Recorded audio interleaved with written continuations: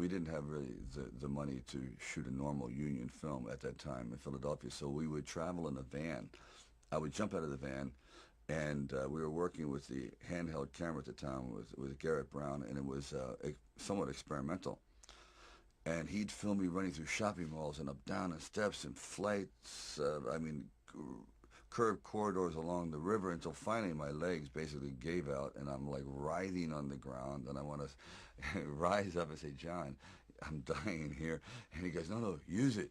Use the pain. I said, for what? I mean, I'm in misery. He goes, well, no, no.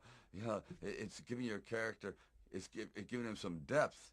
I said, it's giving me bruises. It's giving me like agony. I can't sleep at night. But, you know, John would use, one thing about John, he would use the environment. If he saw, like the scene where we just jumped down and saw this ship along the dock, this docked along the pier, and he said, just jump out, run as fast as you can along the ship, and I'm running and running. I said, you know what, my legs are buckling.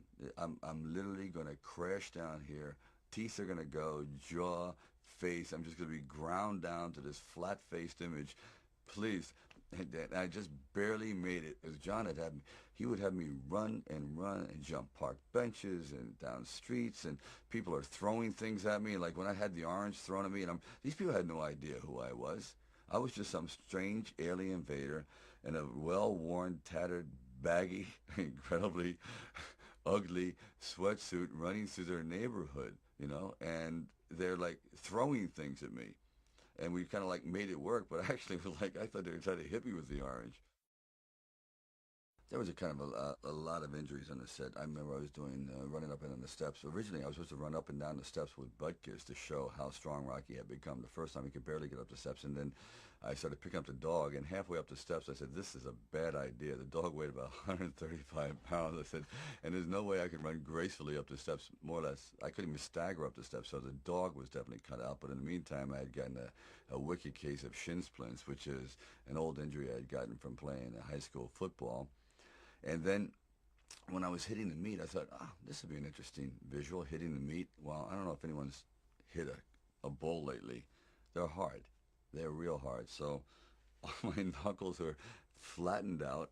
They just became, I guess, kind of like well, I don't know what they're good for anymore. I guess, you know, kind of like a table leg now. They're pretty flat. They're pretty even. They really don't function as a hand much anymore. But these are all somewhat of the memories of, and the broken finger that I was using with Adrian. I said, okay, I'll just like take all the injuries in the movie and somehow work it in. Also in the movie, there was, we couldn't afford many people, so I tried to get as much help from friends, from my brother who plays a street corner singer, and my father who's a bell ringer. As I said, my dog is in it. Even my wife, my first wife, was the set photographer. But I think she shot a total of maybe 100 pictures because the budget was really, really tight. And actually, it was probably the best set photographer I've had in a long time because all those pictures are great.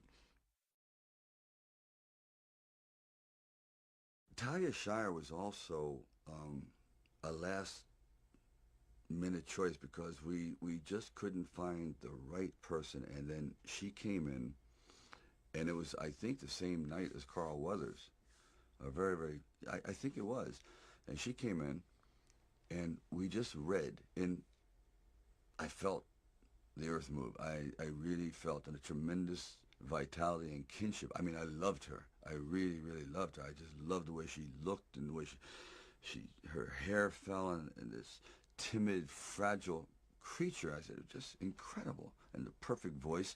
So when we were going to do Rocky meets her, and he just talks to her, and he sees a beauty in her that no one else sees because everyone has something to do. Rocky really has nothing to do. So he moves at a much slower pace, and he observes, and he sees things that other people don't see. So he's trying to bring her out because I guess he feels that she's probably the only one who's worse off than he is. So he's feeling kind of like a little protective towards her. And the sequence where we're supposed to go ice skating, originally that was written for 300 extras, and it was a big deal. Well, I show up on the set. They said, we have a slight change in plans. We have one extra. I said, Interesting. And I said, well, I have an interesting thing to tell you, too. I don't ice skate. I don't know why I wrote it, but I thought it'd be interesting. So here we are with an empty arena, and I don't really skate at all. So I decided I was going to run on ice, and she says she skates, but if you watch her, her ankles are falling in, and she's barely holding on, and Rocky's trying to explain his life, looking cool, and he looks like so foolish, but she doesn't care. And where they really come together at that moment when he goes, you know, my father said I wasn't born with much of a brain. He goes, my mother, she says sort of the same thing. She says, you weren't born with much of a body, so you better start developing your brain. It's like, oh, these two people are two halves that absolutely need to fit together. You know, they are really on the same page. Then he walks her home. I think we make a real sharp couple of coconuts. I'm done with you shot. What do you think? And I'm starting to like realize that this is the key to the film. This is the heartbeat. The whole movie is going to be based on the discovery of these two people, the love.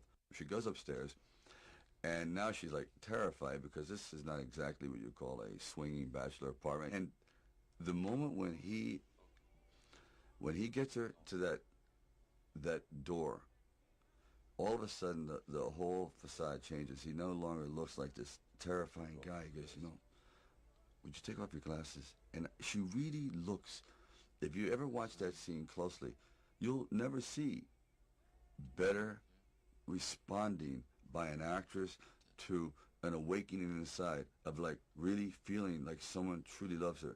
That it's like she's dying. She's never felt this before.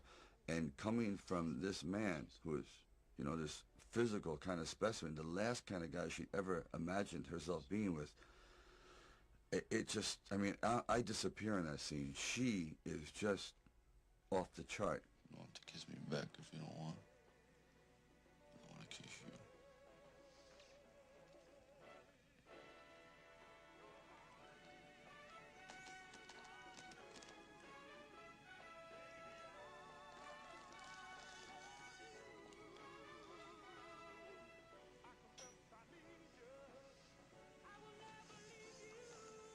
And I knew, I said, as soon as I kiss her, I'm going to be in a hospital bed. But it's okay. I knew I was going to have it. He's like, here comes the flu.